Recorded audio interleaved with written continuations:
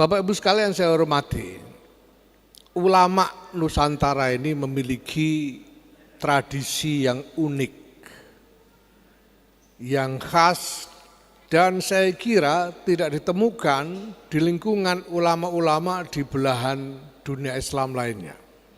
Tidak di Timur Tengah, tidak di Afrika, tidak di tempat-tempat lain, tapi ini memang sangat khas Nusantara. Yaitu bahwa ulama Nusantara itu tidak hanya berkhidmah kepada ilmu saja.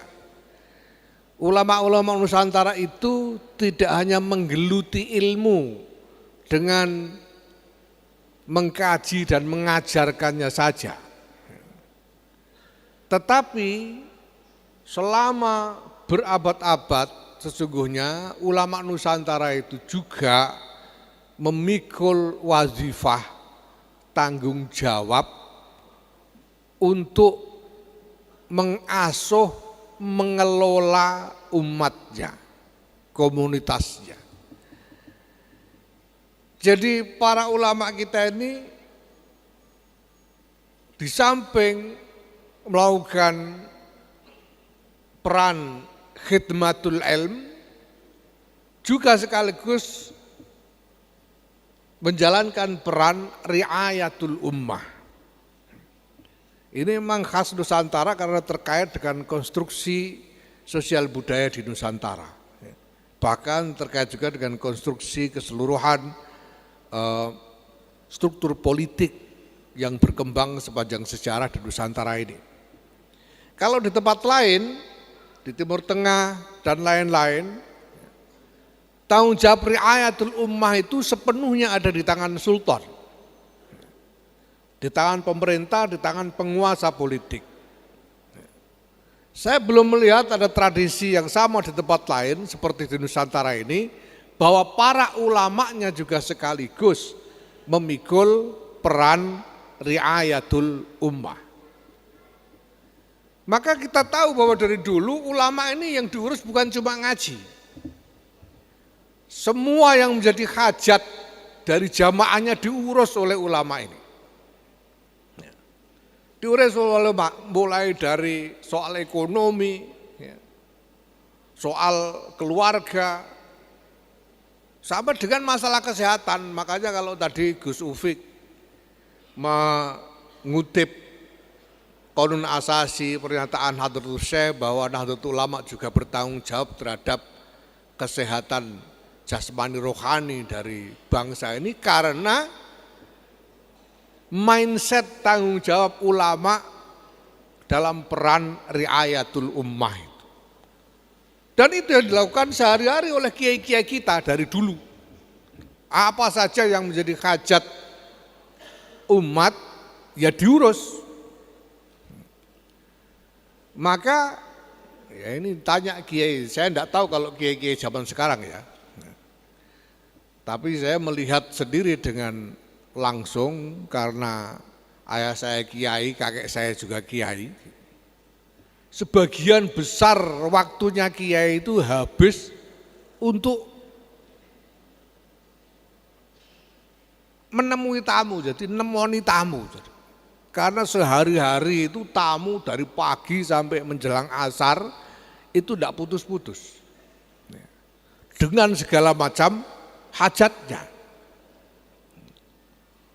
Jadi kiai dengan walaupun dengan waktu itu kakek saya sudah jadi anggota MPRS waktu itu. Tapi kalau di rumah ya tetap saja ngurusi hajat apapun yang dibawa oleh umat kepada beliau, termasuk hajat terkait kesehatan. Walaupun kiai-kiai ini tidak kuliah di fakultas kedokteran, tapi sudah biasa ngurus kesehatan Pak Menteri. Segala macam urusan terkait kesehatan. Pakai apa ya? Dapat-dapatnya. Yang paling umum itu ya pakai suwuk. Saya sendiri itu dapat warisan segala macam suwuk. Dari ayah saya, kakek saya, dari guru-guru saya. Macam-macam, ada suwuk sampai ada suwuk untuk menyapih. Punya saya itu. Ya. Bismillahirrahmanirrahim, cermo ratu si bayi, lalio duduh susu, ilingo segolan banyu, adem masrep saking kersaning Allah. La ilaha illallah Muhammadur Rasulullah. Ya, tapi ada kaifiahnya itu. Kalau pengen tahu ya nanti datang ke saya dengan mahar yang pantas. Ya. Ada suwuk macam, ada suwuk muntoh, ada suwuk wah segala macam. Dan memang bunyinya aneh-aneh. Suwuk itu bunyinya seperti saya kalau ditanya cermo ratu itu artinya apa ya tidak tahu saya. Sampai-sampai ayah saya Allahyarham Kiai Khalil Bisri mengatakan suwuk itu asalkan diawali dengan Bismillahirrahmanirrahim, diakhiri dengan La ilaha illallah Muhammadur Rasulullah, sauni-uninya sauni-uninya itu bahasa Indonesianya apa ya? Pokoknya mau pakai kalimat apa saja insya Allah manjur. Wah, ini saya praktekkan kemarin itu setelah Muktamar Jombang. Muktamar Jombang itu kan temanya Islam Nusantara. Dan kemudian Islam Nusantara yang menjadi begitu populer.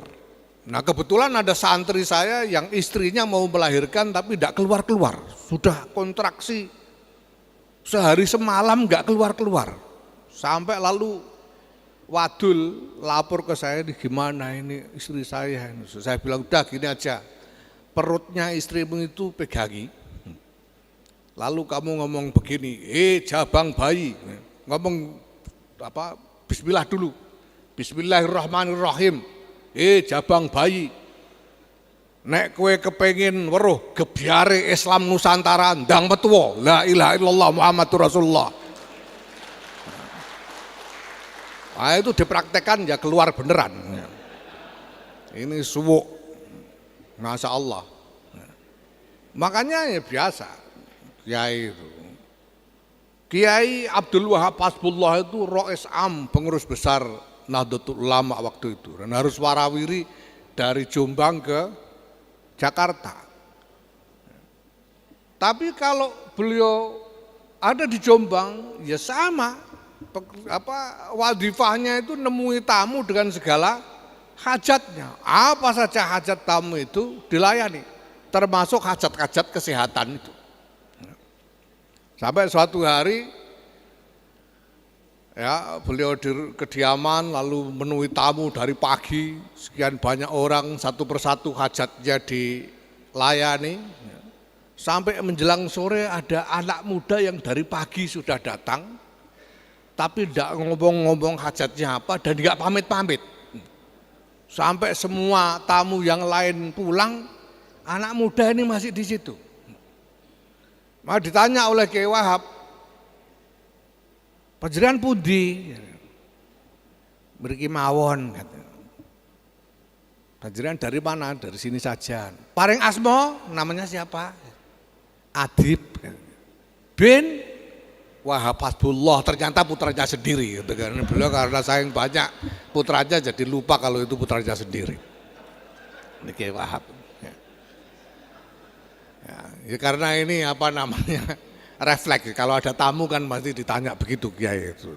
Rumusnya itu dari mana? Namanya siapa? Bin siapa? Ini. Nah, karena itu Bapak Ibu sekalian, ya, memang kiai-kiai kita ini, ulama-ulama kita ini dari dulu tidak pernah jauh dari jamaahnya. Tidak pernah jauh dari umatnya. Ini yang dalam qasidah tiba itu digambarkan na'riful batha wa ta'rifuna. Kiai-kiai kita ini kenal betul dengan warganya dan warga juga kenal betul dengan kiai-kiainya.